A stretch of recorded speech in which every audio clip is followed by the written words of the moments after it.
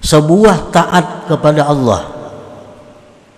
Kita ambil contoh keadaan kita sekarang ini, talabul ilm, menuntut ilmu. Ini ada satu perbuatan taat.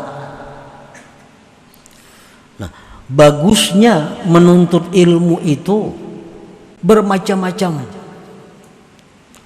Kebaikan menuntut ilmu itu bermacam-macam. Kita diberitahu oleh cahaya, kita diberitahu oleh nur yang dititipkan Allah di dalam diri kita. Apa bagusnya taat? Kita ambil contoh menuntut ilmu. Satu, ridha Allah Ta'ala. Ini kebagusan taat ini, keindahan taat ini yang diperlihatkan oleh cahaya kepada kita. Bahwa taat itu, pertama, bagusnya taat adalah pihak ridha Allah. Di dalam taat itu ada keridhaan Allah. Keridhaan Allah ini sebenarnya yang kita cari dalam kehidupan ini. Salah satu cara mencari keridhaan Allah adalah taat kepada Allah. Nah, itu diberitahu kita oleh cahaya itu.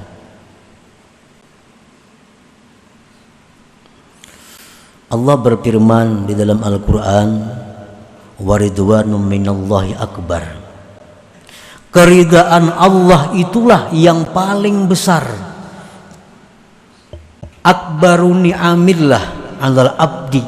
Paling besar nikmat Allah atas seorang hamba itu keridhaan Allah. Kalau kita melakukan sebuah taat seperti menuntut ilmu, maka kita dapat ridwan minallah, keridhaan daripada Allah. Nah, itu salah satu bagusnya taat yang dinampakkan oleh cahaya kepada kita. Yang kedua, bagusnya taat itu pihak ridhal malaikat. Kita melakukan taat itu Allah ridha dengan kita. Itu sudah nikmat paling besar. Sampai-sampai di surga, nang bidadari, permata, permadani, Allah bertanya kepada ahli surga, apa yang kalian minta lagi kepadaku, jar Tuhan. Serentak penghuni surga ini minta ridhaka ya Allah, keridhaan engkau ya Allah. Sampai di surga kita masih minta keridhaan Allah ini. Yang kedua, ridhanya malaikat. Ridhanya malaikat. Dalam sebuah taat kita contoh menuntut ilmu. Ini malaikat Allah yang jumlahnya kita kada bisa menghitung, seluruhnya ridha kepada kita. Dan ridhanya malaikat itu apa? Ridha malaikat itu adalah artinya istighfaruhum, memintakan ampun mereka kepada kita. Malaikat tuh kalau ridha bukan memberi duit kada. Malaikat ridha bukan memberi makanan kada. Tapi kalau malaikat itu ridha kepada kita, selalu memintakan ampun kepada Allah terhadap dosa-dosa kita. Nah, Rasulullah SAW menyatakan yang artinya bahwa orang yang menuntut ilmu mulai turun dari rumahnya, sebagian malaikat menghamparkan sayapnya untuk diinjak oleh orang yang menuntut ilmu ini.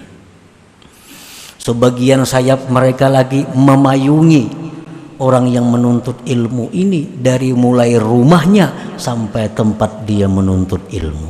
Kenapa demikian? Ridwan bima yasna, karena malaikat ini ridha, senang dengan perbuatan itu. Jadi makin jauh tempat kita menuntut ilmu, makin banyak malaikat yang menaungi kita. Makin banyak malaikat yang menghamparkan sayapnya permadani kita berjalan. Dan bukan hanya itu, dalam jumlah yang kita kada bisa menghitung, mereka itu selalu mengucapkan kepada Allah, Allahumma ghfir li hadzal talib, ya Allah ampuni ini orang yang menuntut ilmu. Makin panjang perjalanan kita, makin banyak doa malaikat kepada kita. Nah, makanya dalam hadis-hadis yang lain, baik perkataan ulama bahwa orang yang menuntut ilmu itu diampuni Allah dosanya. Karena malaikat ini berapa ribu jumlahnya, jutanya, Allah yang tahu, seluruhnya memintakan ampun kepada orang yang menuntut ilmu ini. Ridha bima yasna'u, karena malaikat senang dengan perbuatan menuntut ilmu itu. Nah, menuntut ilmu contoh satu taat kepada Allah Subhanahu wa taala. Nah, itu bagusnya taat. Malaikat ketujuh, malaikat senang, malaikat ridha. Yang ketiga, bagusnya sebuah taat itu ridha Rasul sallallahu alaihi wasallam. Rasulullah pun senang. Rasulullah pun ketujuh kalau umatnya ini berbuat taat kepada Allah. Rasul pun gembira kalau melihat kita berkumpul menuntut ilmu ikhlas karena Allah. Rasulullah tersenyum.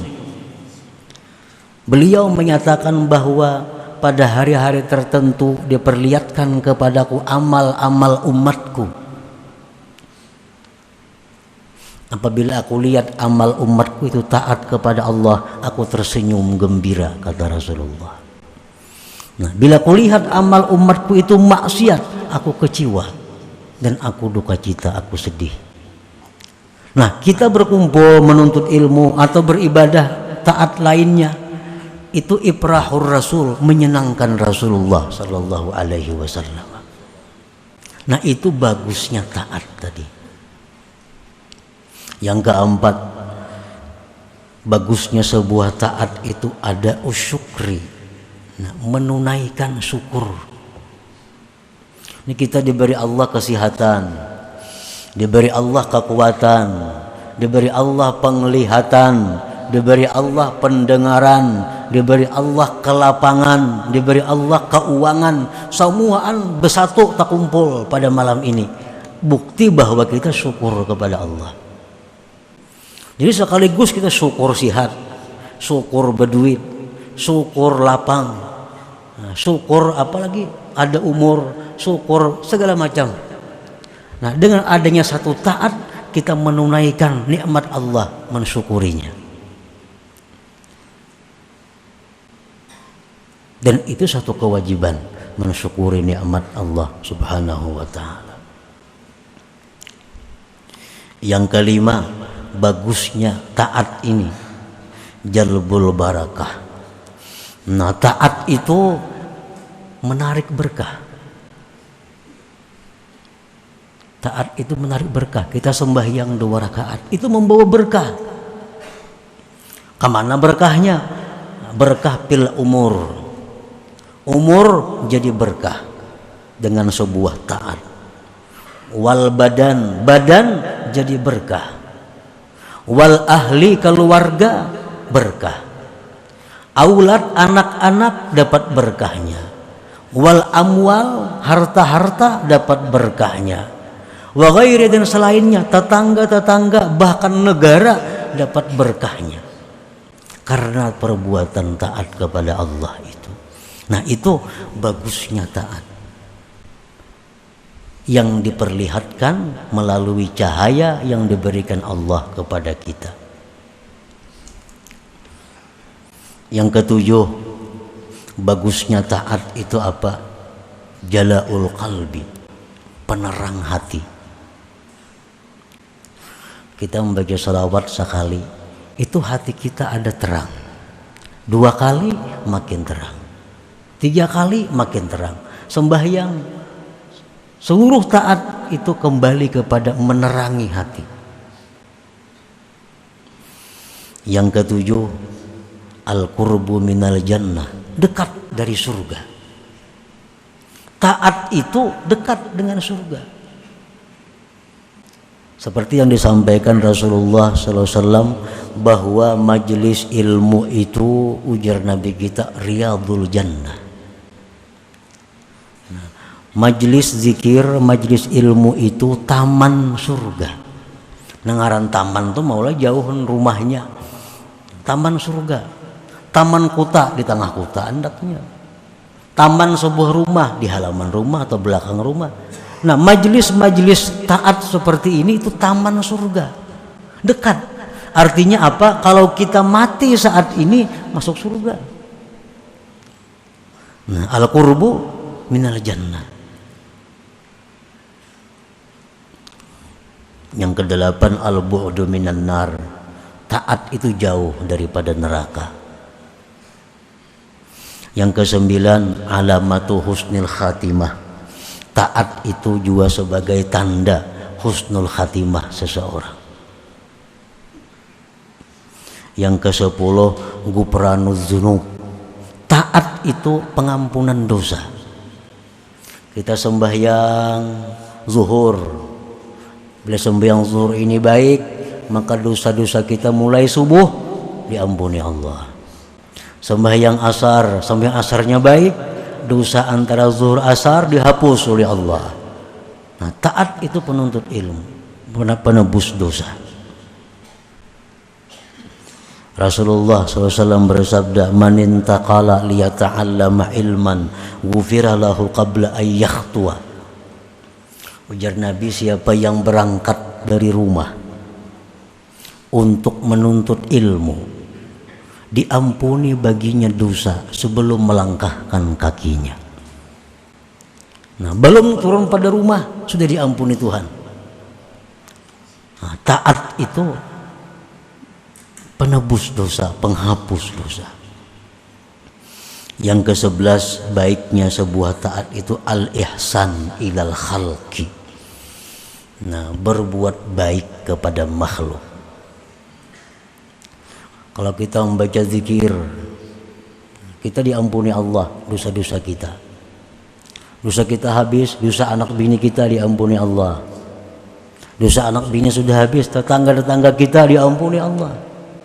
Berkat zikir yang kita baca itu.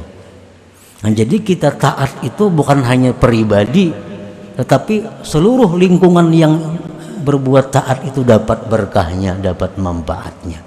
Nah, itu husnit ta'ah, bagusnya sebuah taat yang dinampakkan oleh cahaya kepada kita. Melihatlah kita, oh taat ini bagusnya ke ini, ke ini, ke ini. Tinggal mata hati menghukumkan. Nah, kalau mata hati ini normal, mata hati kita berfungsi, pasti memadahkan bagus taat itu.